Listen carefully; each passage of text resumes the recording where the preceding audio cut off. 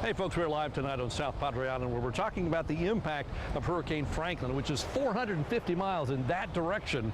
But you can see kind of the edge of the clouds working their way up this way. The showers have been falling apart before they get here, so we haven't seen any real threat of rain here at all today, even though the showers are really close by. But take a look at this graphic that shows the way the waves are being kicked up by this thing over the last 12 hours. And notice that yellow when you get in the middle, that's where the waves are really big.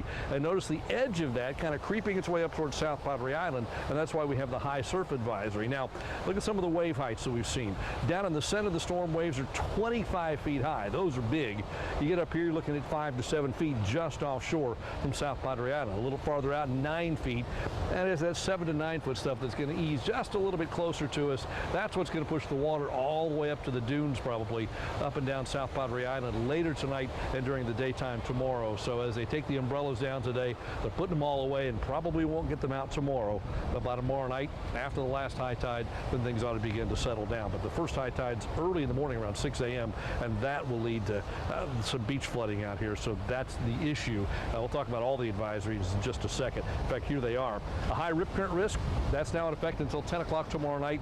Rip currents aren't bad now, but they're going to get worse as the night goes on. A high surf advisory, which will lead to some coastal flooding. Again, from Isla Blanca Park all the way up to Andy Buoy Park, water is expected to reach all the way up to the dunes and in places even in past the dunes. So tomorrow, again, a great day to come out and observe, but not such a great day to get in the water because you get in and those rip currents can grab a hold of you pretty quickly. So that's the situation here at the coast. That's the most significant impact we will feel from this storm. Again, that's almost 500 miles away. Now, let's look at radar now. You see those light showers that have kind of buffeted the coast, but never quite made it here, and we can see them dying just to our southeast as we speak. Spotty stuff in Starr County today as well. A little rain out around San Ysidro, some more stuff up around Roma, but that's been about the extent of it. You can see that shower just going over Roma, just to the west of there right now. That should fade away as well. Here on the island, it got close. Again, we saw the showers get close, but then go away, and those have since moved out. I think this evening is quiet, but later tonight and tomorrow, east to west across the area, there's potential for some showers, and this is the kind of stuff that if you get rained on, it's going to rain real hard for just a few minutes, and it's going to go away. Quarter of an inch, half an inch of rain, that's possible from any shower or thunderstorm, but again, it moves very quickly. There's South Texas, and you can see scattered stuff to the north of us again today as well, but certainly nothing widespread across the region. The entire Gulf of Mexico looks like this, and you can see the satellite and radar together. There is Franklin down at the bottom of the picture, and Franklin continues pushing westward, and as it does, it'll push into Mexico.